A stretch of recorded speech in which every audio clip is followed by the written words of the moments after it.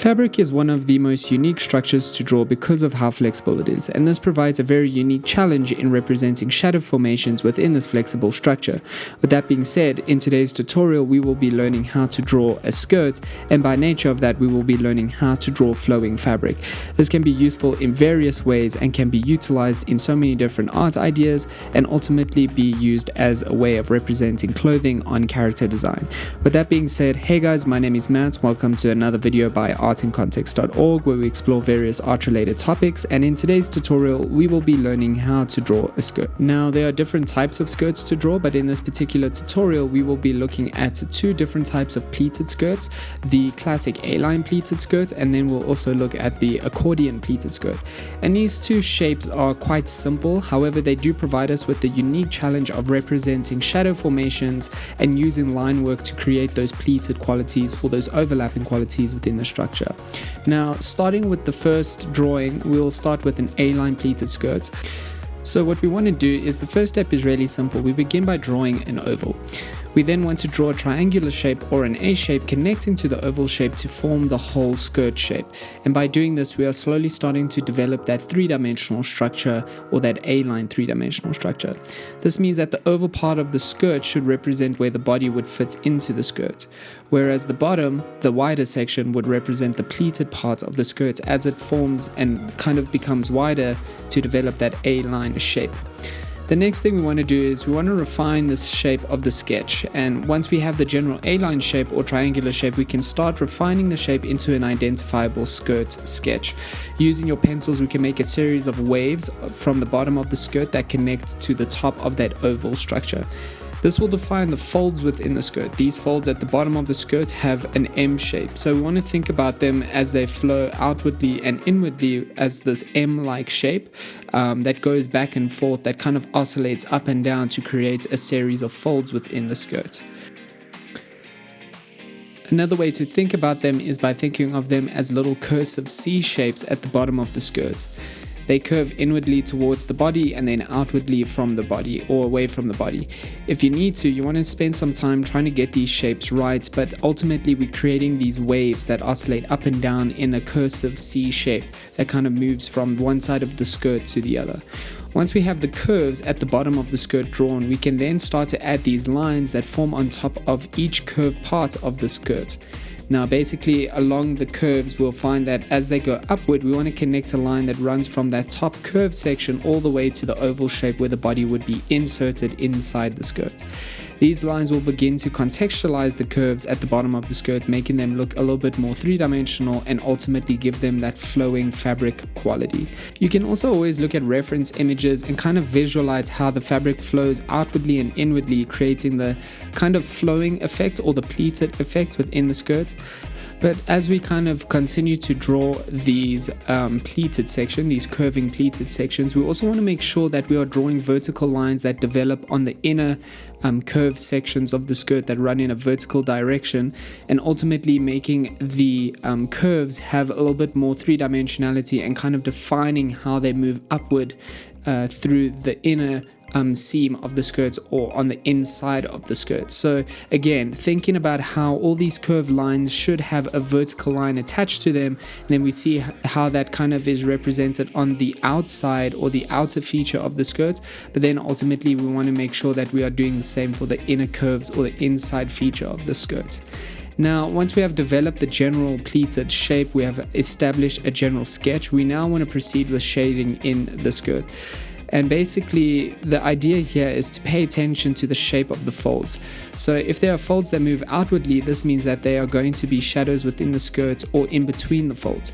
So considering the shape of the skirt as you shade, as the skirt kind of folds in on itself, is really essential in terms of which areas of the skirt or of those curved pleated features will be more exposed to a light source.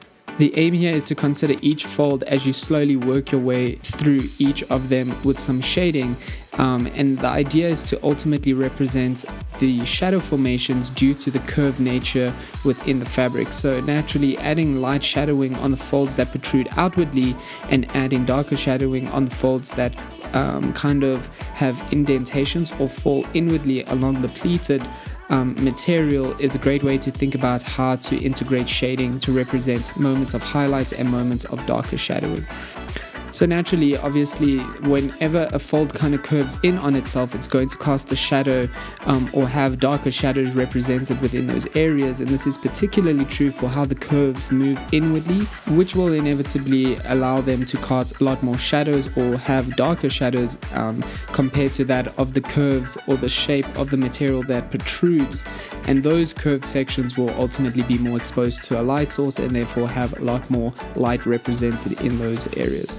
So naturally, again, as we consider the form of the pleated material, it's causing these folds that kind of curve in on themselves, which will inevitably create these protruding curves that are exposed to a light source. But beneath those protruding curves, they will cast shadows on the fabric or on themselves on the areas of the curves that curve inwardly. So thinking about the areas that are obviously more exposed and the areas that are indented will be less exposed, and trying to use shading as a means of representing the distinction between these highlighted and shadowed areas. We do want to make sure we take our time. We can add darker shading to areas where we feel it will help bring out the shape of the skirt more effectively. A good tip is to keep the folds that protrude as light as possible, as they are areas of the skirt that are more exposed to light, and then the folds that are inside or kind of have an indentation quality near the bottom of the skirt can be dark, as they are less exposed to light. Now, naturally, because we are dealing with curvature and we are dealing with a surface area that has kind of a seamless transition between areas that are light and areas that are dark, we want to also think about how we can use our shading to represent these seamless transitions between darker and lighter moments. And this is particularly true for the areas that are highly shadowed and slowly start to unfold and curve outwardly and become slightly more exposed to a light source. So naturally, as we work in our shadow formations, we want to work them from the areas that are indented within the pleated skirt fabric, and then slowly start to represent the seamless transitions between these darker and lighter areas. Now, you do want to spend some time on this. You can develop these shadow formations first with pencil, but then you can slowly start to darken them with some ballpoint pen. Ballpoint pen is a really good idea because it allows you to kind of approach the shading process similar to that of a pencil, and that is because the ink comes out quite sparingly, so we have a lot of agency over our mark making process. And the intention here is to work slowly from one side to the other, slowly developing these shadow formations, making sure they are darker in the areas that fold inward and then lighter in the areas that fold outwardly. And as we do so, we are slowly trying our best to create a seamless transition between these lighter and darker areas.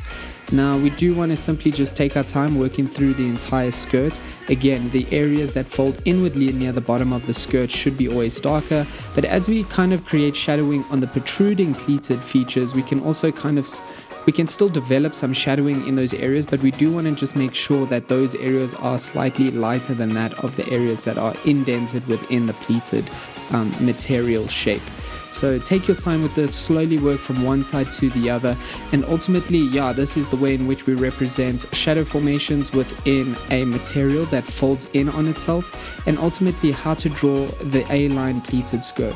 So once we have established the general shape, we can then kind of work in these pencil marks to establish the folds and the curvatures, and then ultimately it's a process of patiently working in some shadow formation through the utilization of a shading process, ultimately to represent these qualities of light and shadow that fluctuate within this pleated material. As we come to the waist side of this specific kind of pleated skirt shape, we'll find that the curves or the indentations and the overlapping qualities in fabric start to become a little less intense.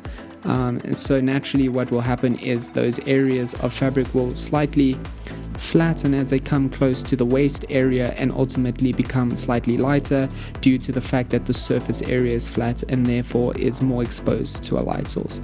But otherwise, guys, this is the general process of how to draw the pleated material within an A-line skirt, and the process is going to be the same as we carry it over to the accordion pleated skirt. Now, the accordion pleated skirt is exactly the same as the A-line pleated skirt, except it is much longer and generally falls to the ankles.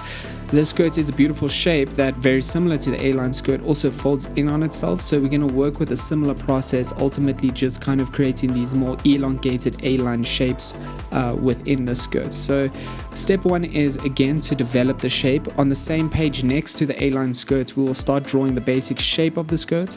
Now, the shape of the accordion skirt, very similar to the A-line, has that A shape, but it is slightly more narrow due to the fact that it is slightly elongated. Once we kind of establish this general A-line shape similar to that of the first A-line pleated skirt, we can then start to draw in these vertical lines to indicate the pleated quality of the skirt. We can leave some space between the lines. We can also connect the vertical lines at the bottom of the skirt like a series of elongated triangles that all connect at the top of the skirt where the waist side is established. Now, as we continue, we want to try to draw the side pleats of the skirt more narrowly, as this gives the quality of the skirt a wrapping effect.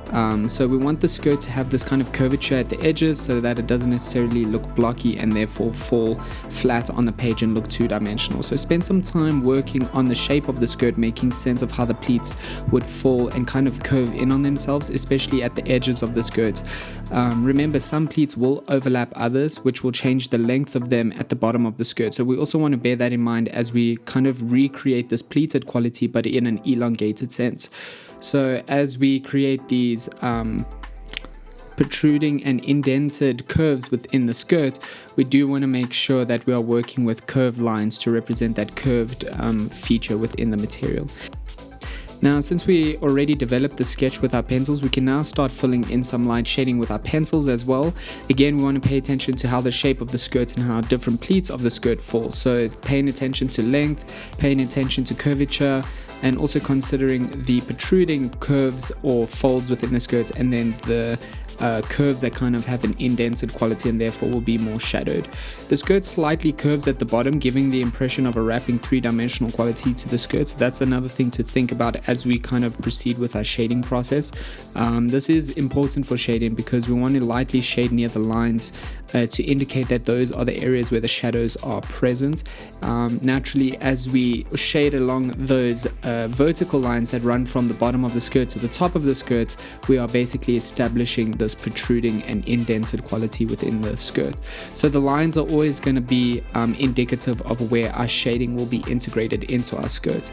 In some areas of the dress, we can also play around with how deep we want certain parts of the skirt to be overlapped. This can create a variety of motion and texture in the skirt, giving it a more realistic quality, as the fabric often folds in these kind of unpredictable ways.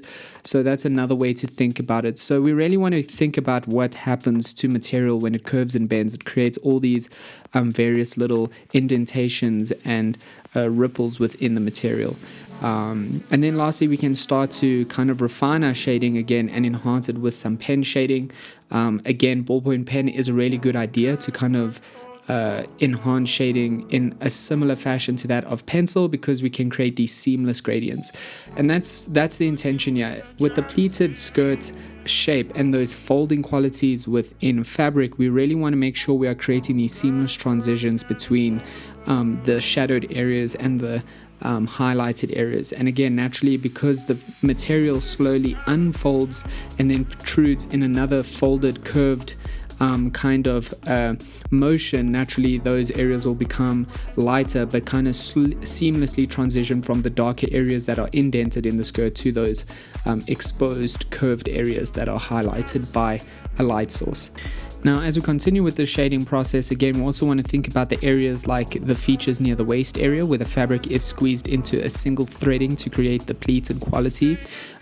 This creates little squished areas of fabric that slowly open up as they move down the skirt, which naturally will also affect the way the shading is represented. So those really tight squeezed areas will have some stark shading, and then those shadows will become a little bit more dissipated as the material opens up and is revealed and exposed to a light source. So as we kind of work our way through the skirt and move downward, we can also darken the areas of the skirt that are overlapped in the fabric, and this tends to happen near the bottom section.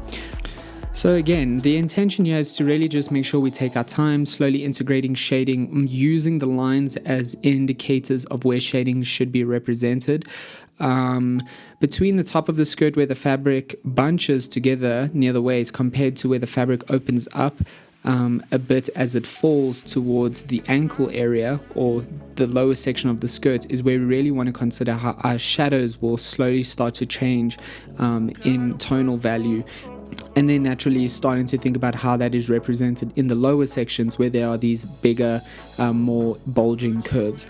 But otherwise, guys, this is the general process of how to draw a skirt and also how to shade in this very interesting kind of overlapping or wrinkled quality in a fabric.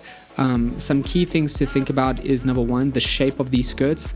Pleated skirts are very simple and kind of serve as a really great opportunity to work with curved material and how to represent shadows within that quality, and understanding the motion and distortion within fabrics due to those curved qualities or those pleated qualities. We also want to just think about how shadows kind of seamlessly transition between one another, and that is especially important in areas where we see these protruding folds and indented folds within the fabric itself. And then lastly, it's a matter of just taking your time and working in these shadows. If you did like this video, please let us know in the comment section below. We'd like to make more topics related to this in terms of clothing, material, and ultimately how to represent these qualities in clothes on character design. If you did like the video, please give it a like and a subscribe. That ultimately enables us to grow the channel and helps us to make more art related content for you guys. But otherwise, guys, thanks again for tuning in. That's it from me today. Until next time, cheers.